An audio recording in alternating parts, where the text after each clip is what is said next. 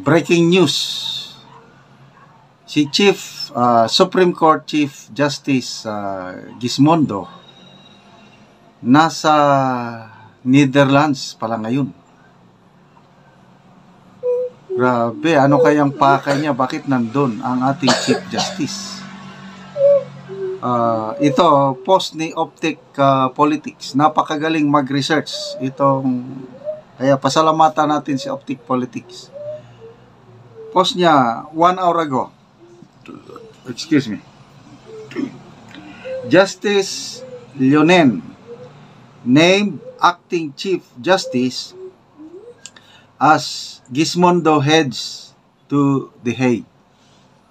Ano bang pronunciation nito? Hague. Hague, Netherlands.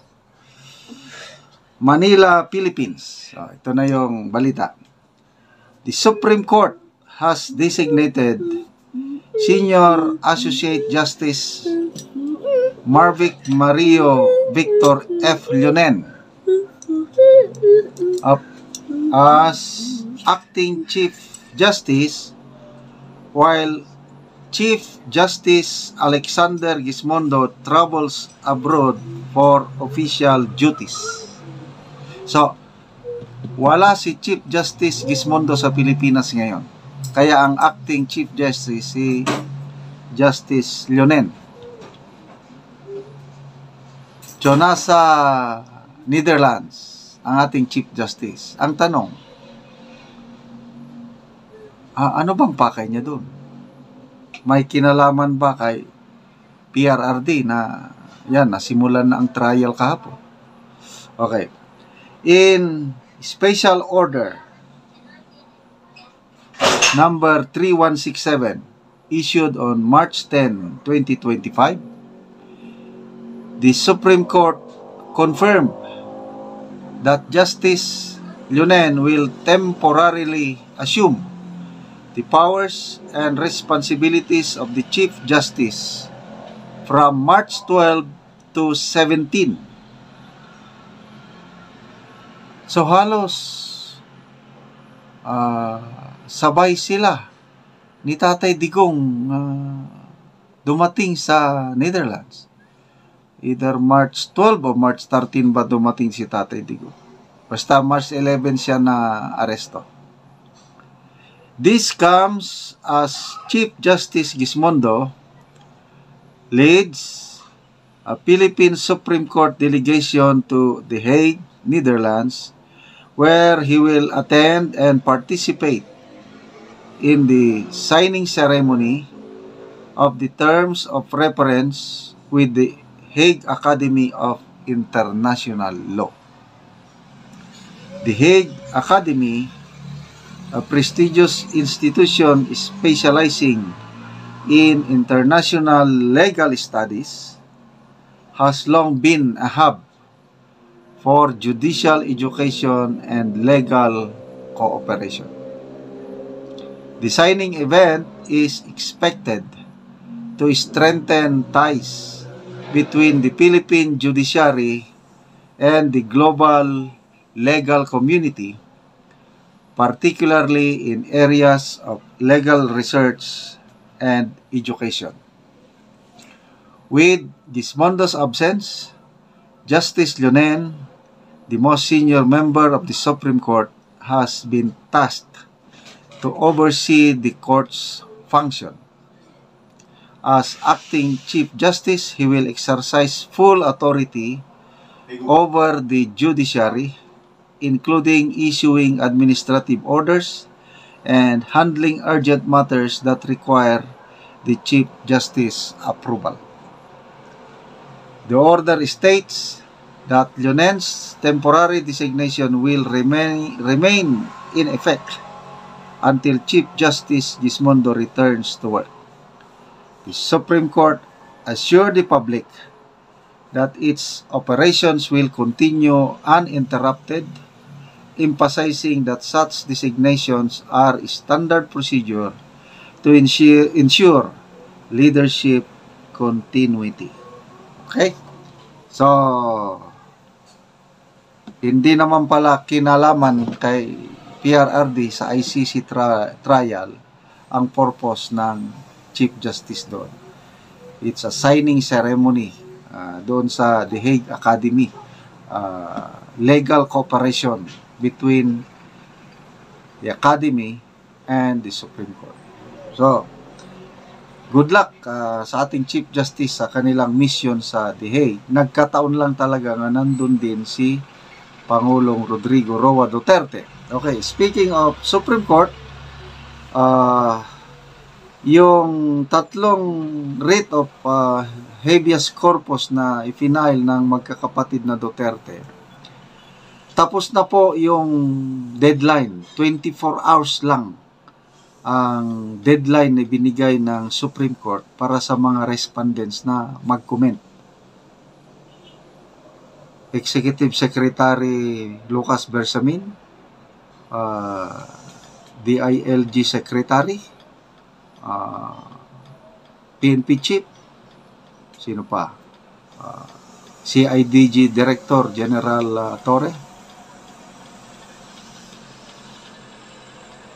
para mag-comment doon sa writ of habeas corpus. To me, napaka magandang indication yun dahil karamihang mga comment na ganyan abutin ng 10 days, 15 days. Bakit itong writ of habeas corpus 24 hours lang? Ibig sabihin, gusto ng Korte Suprema na talakayin kaagad, i-resolve kaagad. Nakita nila yung sense of urgency. Excuse me. Kaya, magpasalamat tayo at meron tayong Supreme Court, mga maestrado ngayon na nakita naman natin yung ginawa nila sa oral arguments sa PhilHealth issue. Malaki ang pag-asa ng taong bayan na maibabalik yung 60 billion. So, kaabang-abang ngayon, wag nating kalimutan yung malaking issue, yung BISCAM, yung blank items, yung 2025 national budget. Malapit na ang April 1 to 3. Kumusta si Teacher Stella? Naka-ready na ba ang lesson plan? Stick to the plan pa rin ba? Okay, malalaman natin sa April. Ng JMA News 5 hours ago. Basahin ko President Ferdinand Bongbong Marcos Jr. on Friday, kahapon, ordered an increase in the subsistence allowance of military personnel of the armed forces of the Philippines. So, ito, mayroong GMA.network na article, title is Marcos increases military personnel subsistence allowance to 350 per day. Okay? Ito po, matagal ng pangako. Noong December pa ito ini-announce ni Speaker Martin Romualdez through a phone call kay General Browner. Kalat na kalat ang video na ito. Ngayon pa nagsalita ang Pangulo. Timing. Ang ganda ng timing, ano? Dapat sana, kasi, ang sabi ng speaker is, approved na ito. Ratified na. Tell our troops, we support them. We will do everything we can to increase their morale. We support our troops. So, ako personally natutuwa nung December kasi malaking bagay yung increase na yun, 150 per day na pagkain mo, hindi na magkasya yun. At least yung ginawang 350 medyo mabusog na ng kaunti ang sundalo. Kasi yung 150 per day hindi ka mabubusog yan, 50 pesos per meal. Kawawa ang sundalo. Kaya ang daming natuwa. Kaya lang problema, January, walang increase na dumating. Pebrero, walang increase. Magmamarso na lang. Ngayon pa, ang timing, ito, alam nyo naman yung nangyari. So, ang ganda ng timing, ano? So, mayroong pinirmahan na nito, executive order. So, in a way, ako natutuwa para sa ating mga sundalo na finally matatanggap na nila ang deserve nila na increase. So, meron na silang, anong tawag doon? Refund. Kasi 200 per day times 30. Mga 6,000.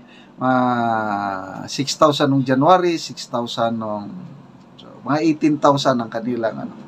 Matutuwa ang mga sundalo natin dyan. Okay. So, dito naman, reaksyon ng mga tao. People who reacted. Palagi akong nakatingin dito sa people who reacted. 59,000 people who reacted. 55 tumatawa. Anong ibig sabihin? There is something fishy about the timing. Alam nyo na, wag na nating ano yung timing, bakit ngayon pa nila isa sa katuparan. Tapos 896 galit. Ang nag-like lang is 2,400. Yun po ang reaksyon ng taong bayan. Then comments. Loyalty from those who have uphold their dignity is not for sale. It is a treasure earned through respect, integrity, and shared convictions. You who handed our beloved former president over to foreigners for trial in a distant land are not deserving of even the slightest loyalty. Wency Alidon, 350 for buying the dignity, shame. Denden Rose, Marcos are now seeing the impact of their wrong political move. They are making Duterte more popular and touch the hearts of Filipino majority. Min Jill Bin, nice tactic. Ha ha ha. Increase the salary of men in uniform in times that the Philippines is now divided to obtain more favor and loyalty. Alps John, how insulting to the men in uniform. Joy Pilayo Sugon, money might speak, but it can't overshadow the damage you've done for the Filipino integrity.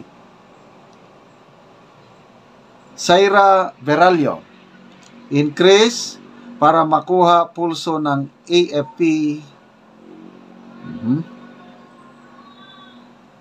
Jero Noya Baksarpa, you are just trying to do everything so that their loyalty will be yours. Reginald Singayaw, to ease the burden. Sahara Ebardom, shame on this government. Rana Nika Kiban, wow, buying their dignity. Fred Rodriguez Hobiliano, AFP is not for sale. So, yun po ang mga comments. At ako, personally natutuwa ako para sa ating men and women in uniform. Deserve nila ito dahil kailangan nila ng increase sa subsistence allowance. Yung timing, bahala na ang taong bayan na maghusga kung bakit ngayon lang. Basta sa wakas, dumating na ang matagal na inaasam ng ating mga sundalo na ma-increase ang kanilang daily food allowance. Okay? So,